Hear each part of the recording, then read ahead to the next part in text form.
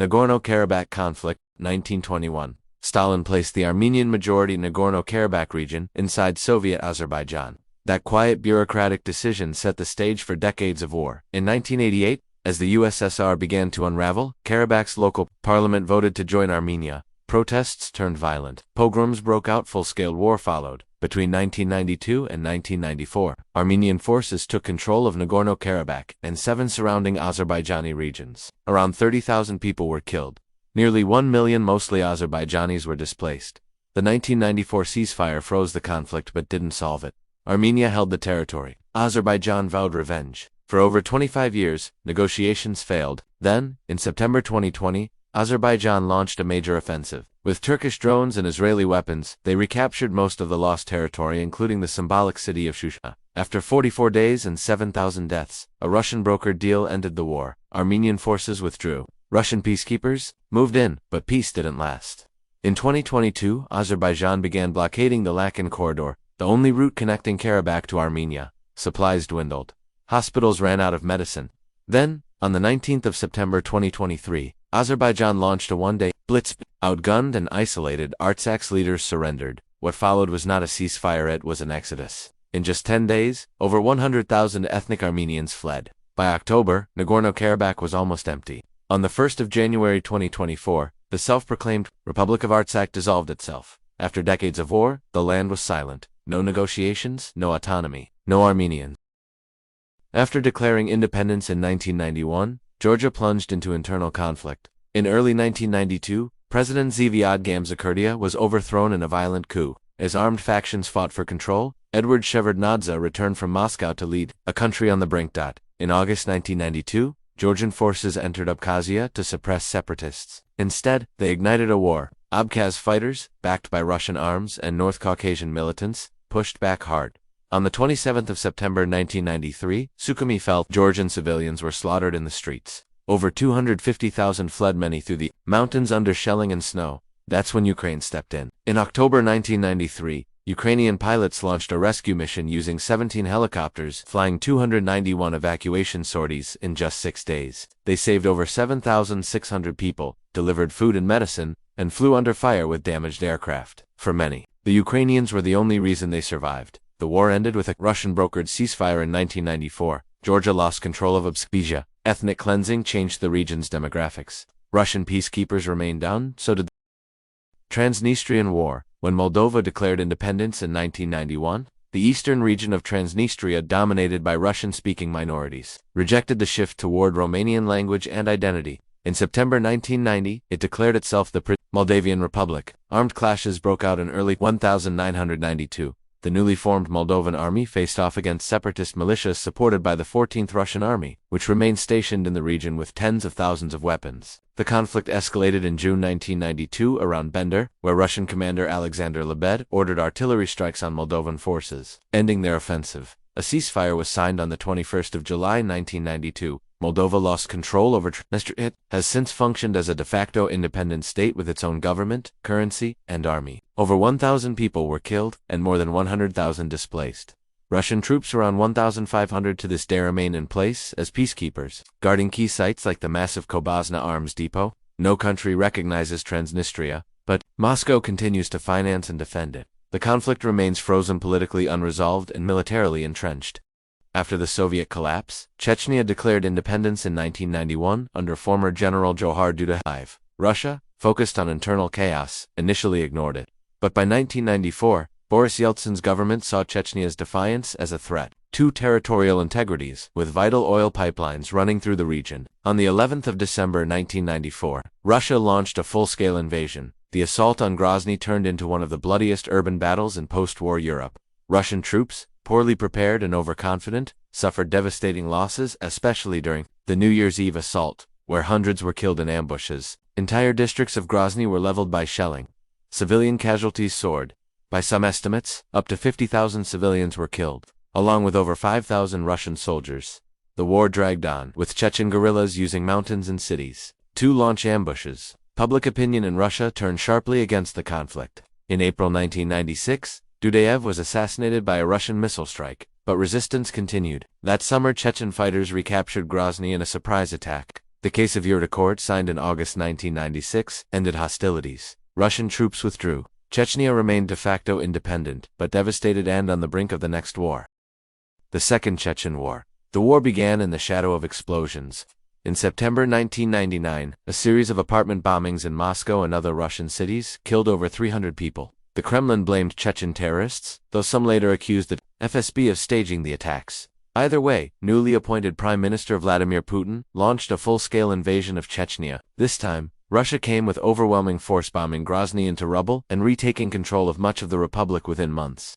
By early 2000, major cities were under Russian control, and Putin rose to the presidency on a wave of wartime popularity, but the insurgency didn't end. Chechen fighters regrouped in the mountains and shifted to guerrilla warfare. Russia responded with brutal counterinsurgency tactics, sweep operations, mass detentions, torture, and disappearances. Civilian casualties mounted. Estimates put total deaths between 25,000 and 50,000. In 2003, Moscow installed Ramzan Kadyrov, a loyalist warlord, who crushed remaining resistance with his own private army. The war officially ended in 2009, but Chechnya remained under authoritarian rule, rebuilt with Russian money, and ruled by fear.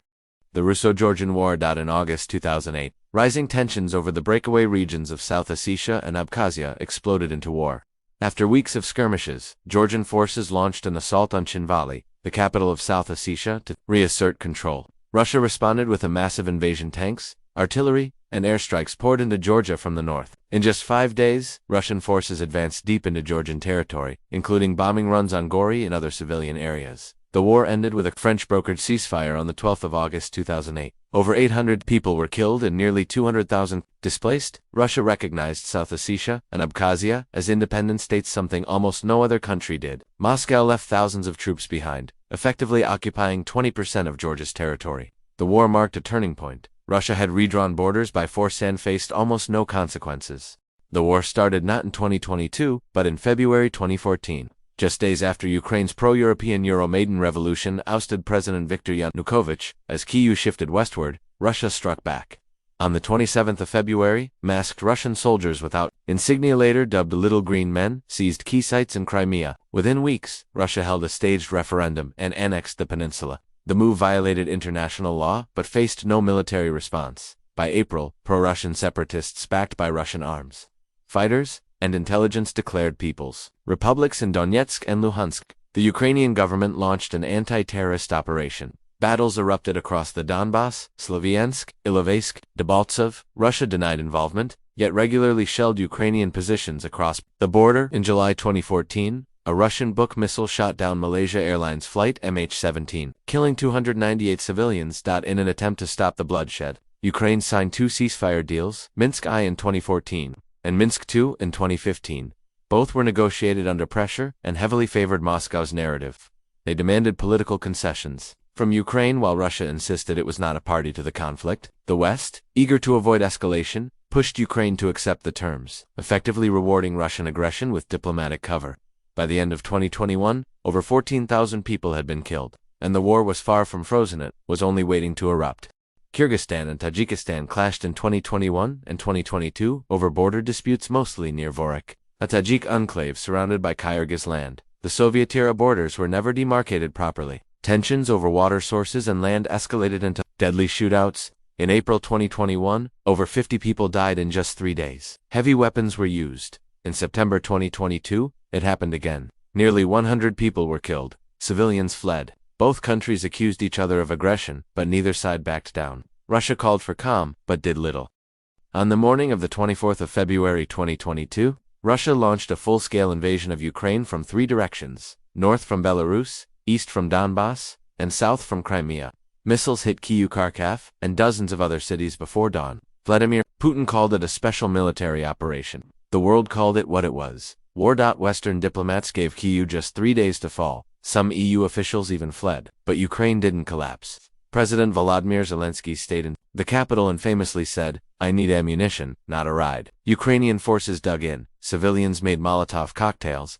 Within weeks, Russia's advance on Kyiv stalled. By April 2022, the entire northern front collapsed. Russian troops withdrew from Kyiv, Chernihiv, and Sumy, leaving behind mass graves. In Bucha, Ukrainian forces discovered over 450 bodies, many with hands tied and execution-style wounds. Similar atrocities were found in Irpin, Borodyanka, and Eziam. Russia denied everything, but satellite images and survivors told the truth. Meanwhile, Mariupol, a city of 400,000, was bombed relentlessly. On the 16th of March, Russia bombed the drama theater, clearly marked with the word children. Over 600 people sheltering inside were killed. Thousands more died as Russian troops laid siege, blockade, and turned the city to rubble. Russia shifted strategy. From late 2022 onward, it launched massive missile and drone attacks on Ukraine's energy grid. Iranian-shaped drones rained down on cities. Air raid sirens became daily routine. Hospitals, schools, and apartment blocks were hit. Russia struck civilian infrastructure with precision. Executions of POWs were caught on camera, including one where a Ukrainian soldier calmly said, "Slava Ukraini," before being shot, but Ukraine fought back. In September 2022, a surprise counteroffensive in Kharkov Oblast liberated over 8,000 square kilometers in days. Russian forces fled, leaving tanks and weapons behind. 2 months later, Ukraine struck again in the south. Despite being heavily fortified, Kherson fell back into Ukrainian hands by November 2022. It was the first major city Russia had taken, and the first it lost. In one of the war's most symbolic moments, Ukraine sank the Russian flagship Moskva in the Black Sea using Neptune missiles. The loss of the cruiser was a massive blow to Russia's naval pride and a turning point in psychological warfare. By 2023, the war had turned into a brutal grind, but Ukraine continued launching deep strikes into Crimea, hitting air bases and supply lines. Russia responded with more missile barrages. Tens of thousands had died on both sides. Yet Ukraine stood defiant, scarred, undefeated. A war meant to last 3 days became Europe's largest conflict since World War II, and it's far from